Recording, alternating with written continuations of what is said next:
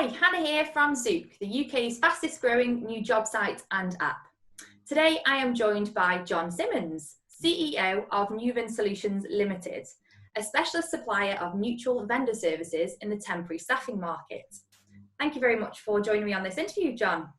No problem at all. Good to be here. Great. So with your impressive background in the recruitment industry, directing large companies including Adecco and Decor, you have successfully grown Neuven into an award-winning auditor and training provider, supporting organisations which utilise agency labour and bank staff. So it would be great to understand a little bit more about your career journey in this Q&A and hear about what advice you can give job seekers to help with their career development. Great. So John, could you tell me how you started out in your chosen career and what made you choose it? I don't think anyone probably grows up dreaming of getting into what I do. So it kind of happened by accident in that I was looking for a job actually, and I was walking around the different recruitment companies and walked into one in particular, and the lady interviewed me. And at the end of it said, "Would you like to come back afterwards? I'd like to have a chat with you." And I said, "Yeah, okay." Actually, I thought she might be going to ask me for a date actually. But so I got back in, I was quite young in my 20s at the stage. So I went back in and she actually offered me a job. And I thought, well, yeah, I was looking for work. So I'd start working in frontline recruitment, it was at the time, on a desk. And I started working there. So that's how I got into it, really. Okay. And what has your biggest challenge been? Biggest challenge in my career has probably been starting Neuven, to be honest with you, because everything from the point I went into sort of like, as I said, mainline frontline recruitment seemed to work pretty well for me. I got promoted pretty regularly and moved up the structure until I got to the board of Adecco. You mentioned them earlier. I got on the board of Adecco, and then I was put in a position where I needed to either get another job or start something new, and I started Neuven. And the challenges of starting a new business with all the pressures financially and whatever that takes that's probably the biggest challenge I've faced in my career. Yeah. What has your proudest achievement been? Again, I'd refer to Neuven, and probably the proudest achievement I've got within what I've done with the company is that right at the beginning, when we didn't have a lot of money, we were struggling to get off the ground. A few people joined me who took a real risk on the company. So they kind of left secure jobs, or they were in positions where they were paid more than I was able to pay them. And they came across and trusted what we were trying to do and backed their own ability to help drive it forward. And I made them a promise that the one thing I would do is run the company in a way where they always got paid on time and they would have job security. And I couldn't promise them much more than that at that stage. I said, you will always get paid on time, and I will run it in a way where you have job security and you've got a job. Now, those people are all still with me today, and I'm proud of all of us that we've managed to deliver that and that we've managed to deliver on those basic promises. So I think that's probably the proudest achievement I've had in my career. Brilliant. And if you could start over, would you do anything differently? Yeah, I think if I could start over again, I may have started my own business earlier. I was put in a position through redundancy, the only time that I was made redundant in my career, which was a big blow, where I had to do something, and that was one of the options, and I've absolutely loved it. So I think I'd have done that earlier if I had my time again. I'd probably gone out on my own and started a business earlier in my career. Okay. And have you experienced any failures, and if so, what have you learned from them? Yeah, I think everyone who does anything worthwhile doing experiences failure. And I think if you're engaged in any project, whether it be a company or any project at all, you've got to make decisions, and you'll inevitably make mistakes. And I certainly have done that. I think most of them have been easily remedied. And I think in our everyday life, if you're making decisions, you maybe make small errors and have small failures along the way. But I think the biggest ones, when you get them, is to probably take the emotion out of how you look at those failures. And I think when I've had sort of big failures and things have gone wrong with projects or product launches that I've tried to launch within Neuven, I think take the honest approach of looking at why it failed. And I think if probably the reason it failed was that you didn't work hard enough at it, maybe it's not worth doing because you're not that engaged in it. But if you did work hard at it and it is worth doing, then be very honest with what you've done wrong and get those and put those things right. Okay, thank you. What inspires and motivates you to get up every morning? People, generally, I think the people who I work with, coming across the different people, clients, people that I interact with on a daily basis, make life interesting. That's what gives you the buzz. Meeting you today, it's a new experience, and that's fantastic. And it may be a Zoom buzz at the moment, but it's still the meeting people and the opportunities that may give. Really, the fascination of what a new day may bring, the challenges or the triumphs that it might bring you. What do you find to be true that most other people would disagree with? I think the adage that what people want and what they need are two completely different things. Many people tell me that they want to be successful, they want to run very successful businesses, make lots of money, have flash cars, etc. But very, very few of them ever go on to do it. So I don't think they need it enough, because most people that have got the skill set to do it, it's really about how much work they put in and how much they're prepared to sacrifice to do it. So I think when people tell you, I want to do this, that often is not true, and it's something that they have a pipe dream on, they're not prepared to put any effort into. What charities do you support and why? The Neuven charity for 2020 is Autism UK. It's a charity that's really close to the heart of a number of my colleagues at Neuven and to myself due to personal reasons. And I think sometimes if you like, non-physical mental health charities get a little bit forgotten when it comes to people contributing. It's more the physical support that gets the airways. So we felt this was a charity that we really wanted to support and do something towards this year.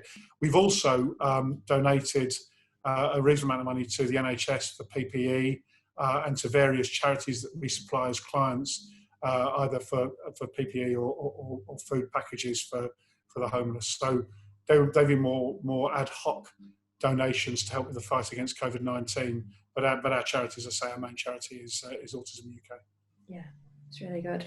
How would you avoid burnout? If you tend to be doing what you enjoy, you kind of your hobbies and your main job merge into one. If I'm on holiday, I'll flip open my laptop and work, not because I feel I have to, not because there's any pressure, not because I'm trying to be some work hero, but I enjoy it. I want to be in contact with what's going on. So I've never really experienced it. So I've never taken any conscious action to avoid it. Optimism or pessimism? Which is better for business? Got to be optimism, hasn't it? Got to be optimism.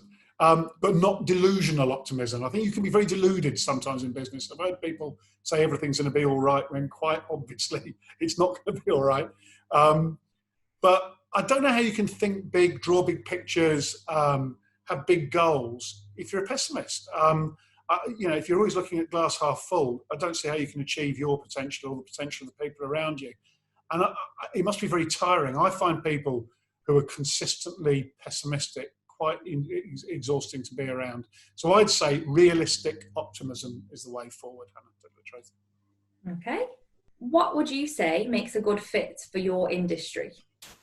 Obviously, that depends on the role, but I think that some of the things that run through it for the vendor neutral market and sort of wider associated industries is, I think you've got to have really good interpersonal skills. And I think that's even if you're in a back office, more data-driven environment, you still have to communicate with all the people who are in the rest of the business and also with clients. So I'd look for someone with really good interpersonal skills. I think you've got to have a sense of humour. You're dealing with people all the time. And if you don't have a sense of humour, I think it becomes very stressful and also not enjoyable. And I think anything that's not enjoyable isn't sustainable. We need people with intelligence, and not just basic intelligence, but emotional intelligence as well, because you've got to make judgment calls on how to deal with situations and people within situations on an ongoing basis. So I think those are the main things I think that you need. And of course, the ability to work smarter and harder. Okay. And what would you look for in particular when you hire somebody? I look for a connection. So someone that I can just see and feel will fit into the team. So someone that I think will fit into our culture, someone that I like. And I know that sounds really, people say you don't have to like someone to work with them. It's probably true, but it helps if you do like them. It makes the communication a lot easier. So just someone that I feel, or people that I feel will fit. And I've got to say, the most successful hires I've had within Neuven and before within other companies, Adecco, everything like that, there have been people that sat there and have spoke to them and you just thought, yeah, they've answered the questions right. We thought, this is the person. This is the person. You may have interviewed 5 other people, but you think this is the person. So that's it. Just some sort of connection, something that lets you think this person gets it. What do you pay attention to when conducting an interview? I think cultural fit. I think I'm constantly assessing the person as to how would they fit in, what would they add to the team, would they be an issue with the team, would they be a positive to the team. I'm also always assessing, are they answering the questions honestly?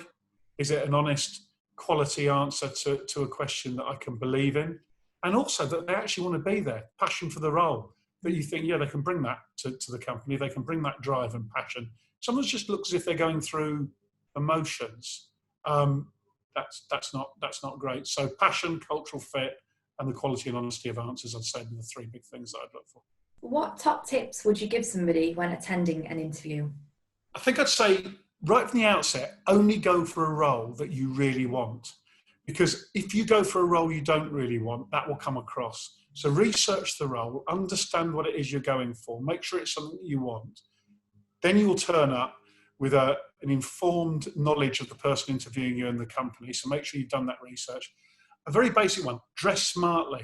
Someone turns up scruffy for an interview, I think that's what their approach is going to be. And automatically they're marked down in my mind. Be genuine. Don't try and be something that you're not, because it comes across. If you're genuine, you're warm, you show your true self, that's how you get that connection I spoke about earlier. That will probably get you a good advantage and give you a good chance of getting the job. Ask some research, sensible questions. The only thing worse than not asking any questions is asking questions that really demonstrate you've done no research. So just ask some questions that are sensible to let the person know that you're interested and that you actually are weighing up sensible questions about your next career move. And also, don't be prepared to let the interviewer know how much you want the job. That the person's interviewing you because they want someone who's going to join the company, who's passionate about it. So let them know you want the job, and also ask them at the end of it for feedback. Ask them how you've done, and put them on the spot. Say to them, have I done well? Do you think I've got a chance of getting the job? I don't think it does any harm at all. And certainly for me, that would stand out as well. They do want it. What short and long-term changes do you envisage as a result of coronavirus, both to your industry and the wider economy? I think to the industry, I think it could have quite a big cultural change. I certainly think it could cut down on face-to-face meetings. We're doing this now, Alien. Actually, would we have gained much more by sitting in a room together? Maybe not for this type of meeting. The requirement from clients or people generally would be that you go and meet. And that would probably say this meeting could take the whole day when you put travel into the equation as well. So I think the use of technology to have meetings could force a change in culture where a lot more is forced onto these type of meetings, and you don't get marked down or viewed as disinterested if you don't travel the length and breadth of the country to meet someone. It becomes more of the standard new normal. Clearly, I think also home working can become more prevalent. I think people will be more acceptable to work from home. I think people will expect that their employers will be more flexible on that front. So I can see that happening a lot more.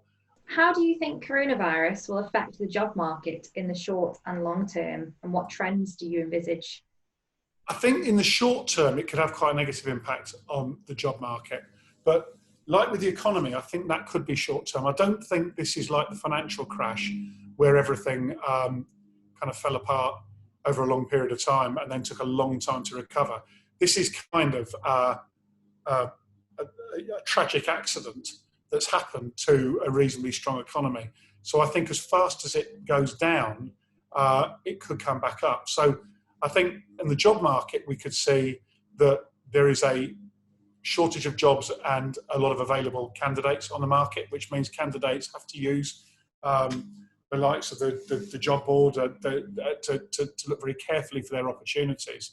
But I think then there could be a it could go from a lack of opportunities to maybe opportunities to the temp marketplace, temp to perms, as people regain more confidence, they start rebuilding their businesses, and then go back to maybe, I think, quite a few permanent opportunities coming up, and things might actually be quite buoyant for job seekers. How can you keep people motivated long term when they're remote working? I think it comes back to contact. I think if people, it's very easy to be in contact when you're in an office. When you're not, it's very easy to forget that people are there. And what tends to happen is maybe the noisier ones, the more ones that demand more attention, get the attention, and the quieter ones that you think are handling things perfectly okay, are feeling settled, are actually beginning to feel quite remote and quite cut off. And I think, so contact through the whole company, through line management, team meetings, using technology is going to be absolutely key to motivating people, because I think people are motivated a lot by that sense of culture. The one thing I'm hearing from my team is I can't wait to get back to the office to see people. So we need to find another way of doing that. Maybe organising more events together, if while the pandemic's on and while people are working at home, so people still have that sense of team and don't feel cut off. And also being considerate to the challenges people have. It's okay if you've got a big garden and you can sit in get a break and sit in the sun, or you've got an office space. But some people have got young kids crawling all over them. They've got nowhere where they can go to get away from that. It's incredibly stressful. So I think there's been understanding, reasonable, and making sure contact is really very, very, very high. Okay, great. Thank you very much. That's really good. Brilliant. Enjoyed the chat, Hannah.